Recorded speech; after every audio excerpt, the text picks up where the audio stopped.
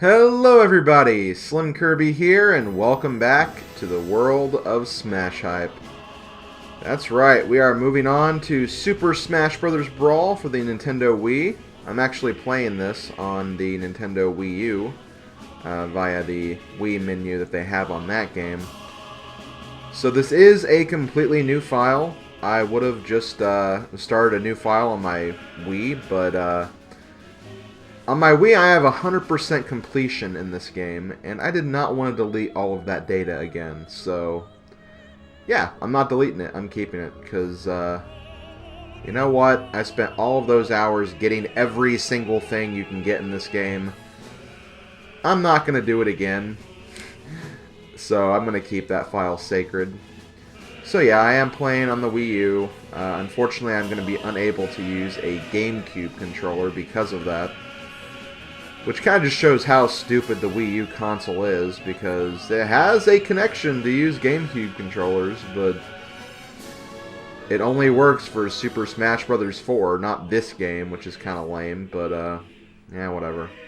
The classic controller is not too bad, it'll work just fine. But yeah, this is going to be the Brawl playthrough. I'm going to be handling this a little bit different than I did the Melee and Smash 64 playthroughs. Because there's a lot more content to 100% this game and a lot more characters, it just seems really, really redundant to play through Classic mode all of those times over and over and over again. So the main bulk of this playthrough is actually going to be the Adventure mode that they introduced specifically for this game. And I'll show a few other modes along the way, particularly with the new characters, the characters that were added to this game. That gives you kind of an idea of which characters I'm talking about. And yeah, that's going to be it. So let's get right into Super Smash Bros. Brawl. We want to go to solo. We want to go to the adventure mode, aka the Subspace Emissary. I still remember when Sakurai first kind of started showing this off on the Smash Dojo site. Everyone was like really, really interested in seeing what this mode was going to be like, what it was going to entail. Because it was essentially, yeah, the entire Smash Bros. Roster going out on an adventure to stop some kind of evil force. And honestly, that's a really, really cool concept. And looking back on this mode now, after I've completed it a few times, it is kind of, I don't want to say bad, but, you know, it's not as great as it could be, but for what it was when this first came out, honestly, it was a really solid first attempt at a kind of a adventure mode Smash Bros. Not even counting the adventure mode for Melee, because even that was kind of still like classic mode for the most part. Subspace Emissary is honestly on a whole nother level, and I really appreciate the effort that went into this mode. There are a lot of definite flaws with it, and I'll be pointing those out as we go along, but honestly, I had a lot of fun playing this my first time. I've had definitely some instances of fun on my subsequent playthroughs, and now we're gonna get right into it again, so let's get started. Alright, I gotta do this. Oh wait, no. I want to enter a name. How do I enter a name? I don't want to begin without entering a name. What am I doing? I guess I am going to be beginning without entering a name. Oh, I think it's because you have to make the names outside of the adventure mode. That's probably why. Oh, well. Okay, I'll do that later. I'm going to be playing on hard, which is the standard kind of normal difficulty. I know there's normal, but even normal's kind of, you know, it's closer to easy than what the hardest difficulty. So we're just going to go right in the middle. I have beaten this on intense mode, though, before, and my god, is it a feat. It's a challenge, for sure. Also, yes, all these awesome cutscenes where you see all of Nintendo's classic characters interacting. We have Zelda and Peach. Oh, and there's Mario. Does this mean we're going to get Link? No, we're going to get Kirby, because I guess Zelda's Kirby's girlfriend now. I would be okay with that. Zelda's kind of cute. Okay, so throughout the game, these little fights or skirmishes will happen. and you actually get to choose which character you're going to be. Normally, I prefer to play as Mario in this game, but I'm going to go with Kirby, because I'm SlimKirby. That makes the most sense. And yeah, there's other instances where you get to select your character, and you kind of select them in the order you want to play as them. But yeah, here we go. Right into Super Smash Bros. Combat. Don't really need to explain very much. The controls are still largely the same from Melee. The only difference is that the speed of the game is a lot slower than it is in Melee, which I personally like. I honestly could not really, like, after playing this game, I can, like, almost never go back to Melee. Going back to Melee for the playthrough was actually a huge challenge, so I'm honestly not, like, I'm one of the people who actually does prefer the Brawl gameplay compared to the Melee gameplay, and Smash 4 by extension. But yeah, that was pretty simple. Even on hard mode, it wasn't too bad.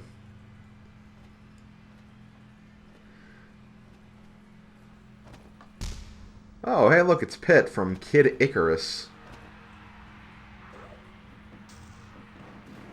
Just you wait, Sakurai has big plans for you.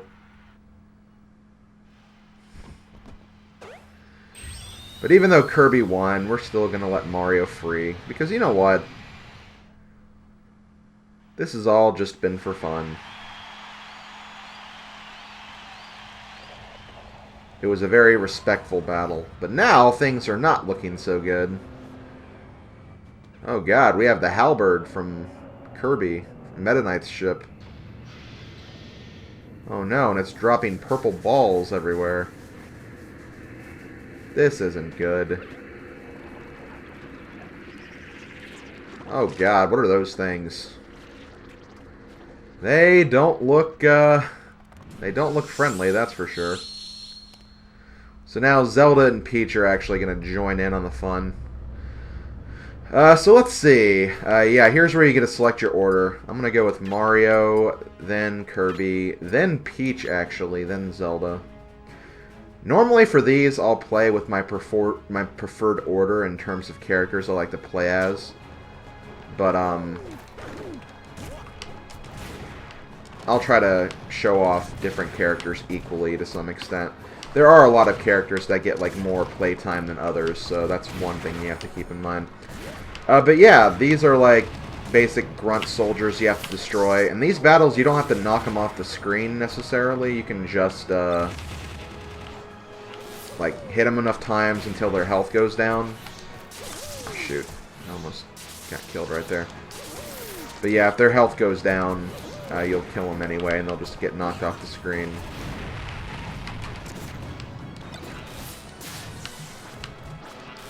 Okay.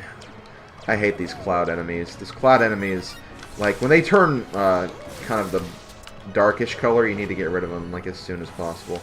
Also, how do I throw... Oh, wow, that's a very inconvenient button for the for the classic controller. I do not like that button placement. Oh, well, I'll get used to it. Okay, good. And of course, there's a lot of new items in this game, too. We have the Blast Box. Oh, yeah, the Super Scope was in the other game. There's Unira, the spiky Gordo-like enemy.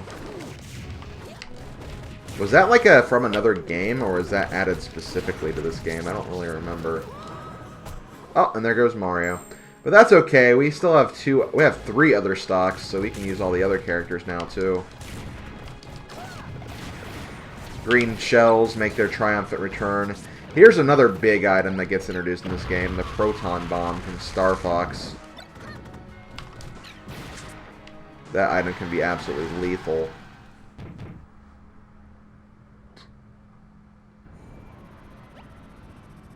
What are we going to have now? Oh, who is this guy? The Ancient Minister. Is he going to introduce religion to us? No. He's just going to destroy us with Rob robots. And this giant bomb.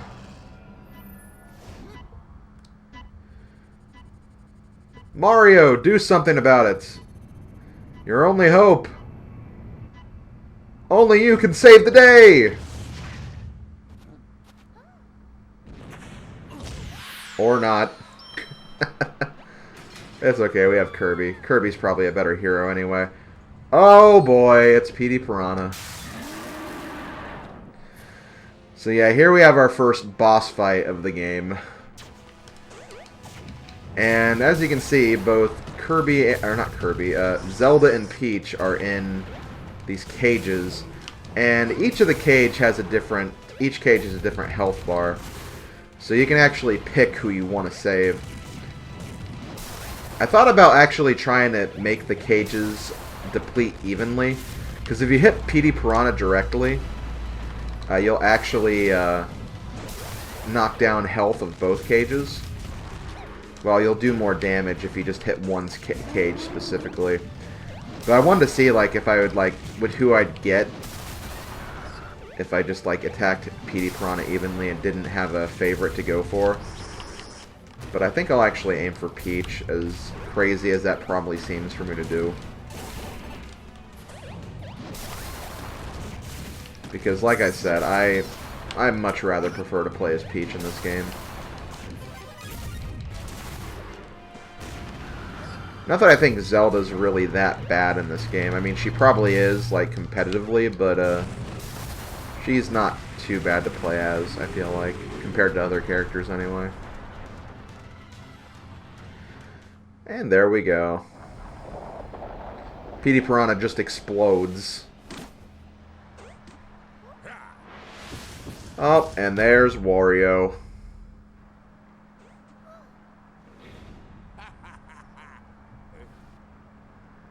Ah, but he notices a weaker victim.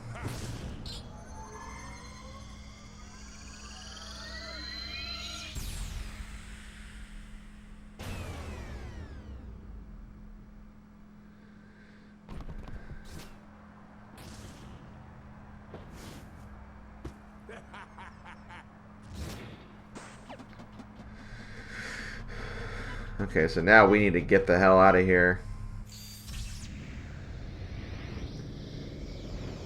But thankfully, Kirby has super warp star powers.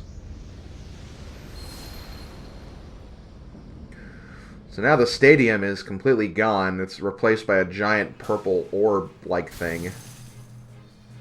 Which is kind of a shame, but we'll have to move on with our lives.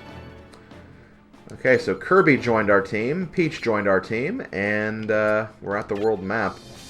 You can save your game at the world map, obviously. Oh wait, can I name my player yet? Okay, no I can't.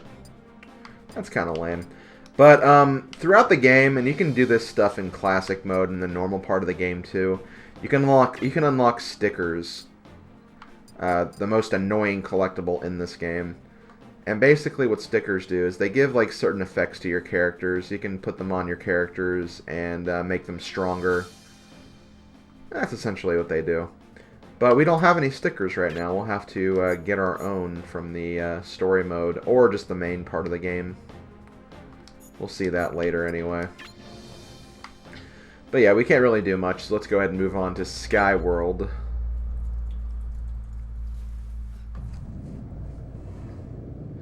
Things aren't looking so good. So, Lady Palutena steps in.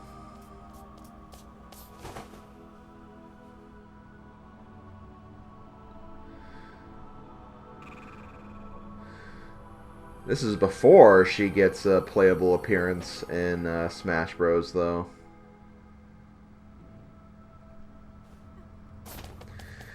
It's kind of interesting looking back at this game and seeing, oh wow, like, you can play as this girl now. You can play as this woman in future Smash Bros games.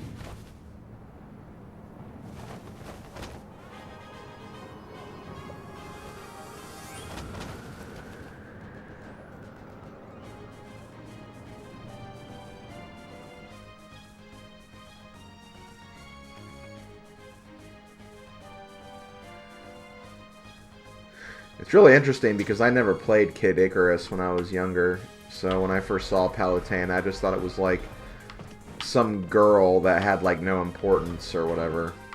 I mean, I'm sure she had an importance in like Kid Icarus, but like as far as this game, it's like, well, what does she do? She's not a character, so Just a random appearance, I guess. Okay, so we actually collected some stickers right there. On every level, you'll find those little boxes. Sometimes they have items, sometimes they have health, sometimes they have stickers. You just gotta be on the lookout and try to find what you can. Like, that's actually a trophy right there. What is the first trophy? That looks like a Kirby trophy. I can't really see what it is, though. Oh, it's the Crash enemy. So that is the first trophy we get in Super Smash Bros. Brawl. There are over, I want to say, 500 trophies in this game. Which is more of a reason for why I don't want to 100% this game. Because seriously, that is a ridiculous amount of trophies. In stickers, there's 700, so that's like even worse. Over 700, I think. So yeah, it's just not worth trying to collect everything. I did it on my Wii version, but I'm not going to do it here, for sure.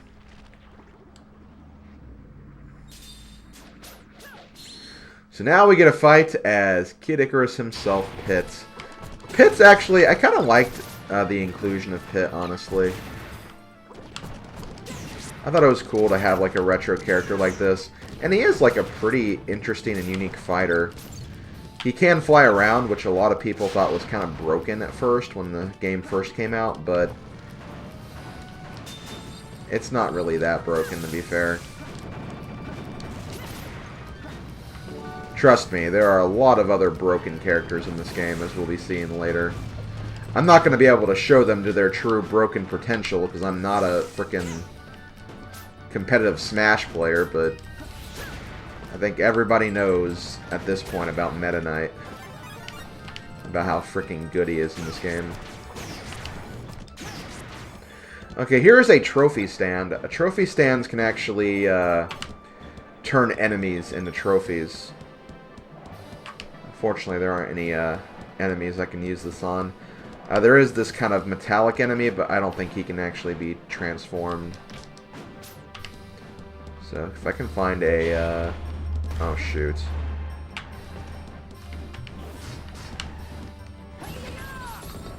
This would be a good first trophy to get, but it's going to be... it's going to take a while before... oh, shoot. I didn't mean to use that. I meant to dodge roll, not throw. But basically, when an enemy is weak enough, you use the trophy stand on them, and then you should be able to turn them into a trophy that you can add to your collection. Again, they're just collectibles. They don't actually do very much. They don't help you in any way. So Pit finds the downed Mario from earlier.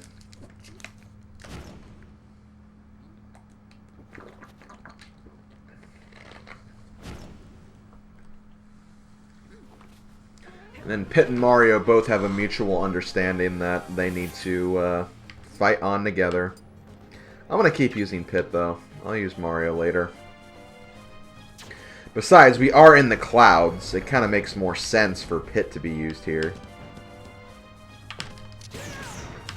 Okay, these are the elemental ball enemies. These can be kind of annoying if you don't kill them right away. Because they do a lot of damage really, really quickly.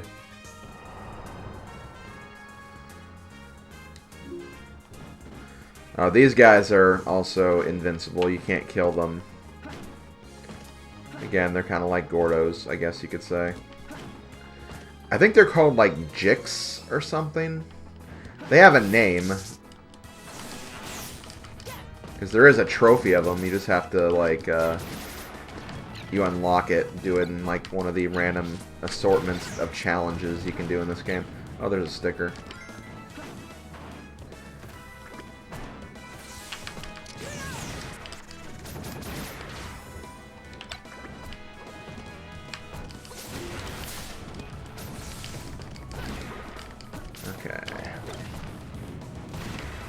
I forget, they put some of these enemies back in Smash 4 in the 3DS.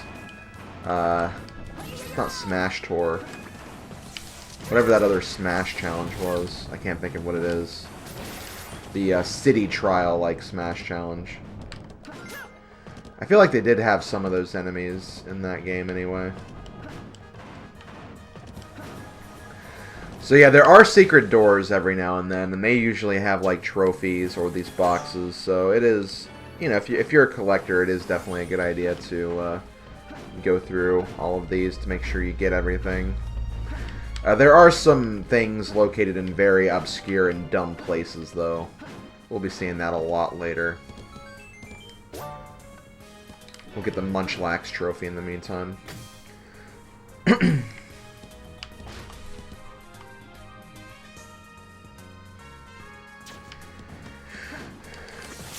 Oh, shoot.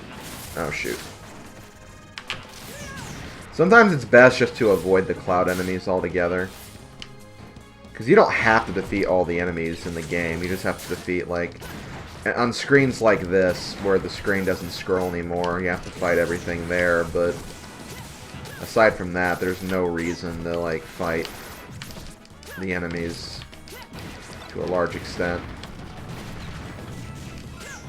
And grab that sticker. Oh, there's another new item, the Cracker Launcher. Which I used to think was an item from Kirby. Because in Kirby... Oh, shoot. Ah, I hate those things. The road turrets, I think is what they're called. Oh, well, we'll use Mario. But yeah, I thought the Cracker Launcher used to be from Kirby, but it's actually just a new item they added for this game. It reminds me of that one item in Kirby's Air Ride where, like, you get it and you can, like, just start firing until it explodes. That's what it always reminded me of, anyway. So now we see a short cutscene. Oh, looks like Fox McCloud is, joined the party, it seems like. Then, of course, you get to see all the trophies and stickers you got. Got Bomber, Food, Kracko, Munchlax. All these Kirby trophies. My god. Then you have all the stickers. We have Skull Kid, Young Cricket from WarioWare, Lala the Milk, Wario and Yoshi, Morris from Elite Beat Agents, Manaphy, Iron Tiger, and Fox. There's also some stickers, like, usually of the characters you can play as, there's, like, multiple variations that show, like, artwork from different games. I always thought that was pretty cool.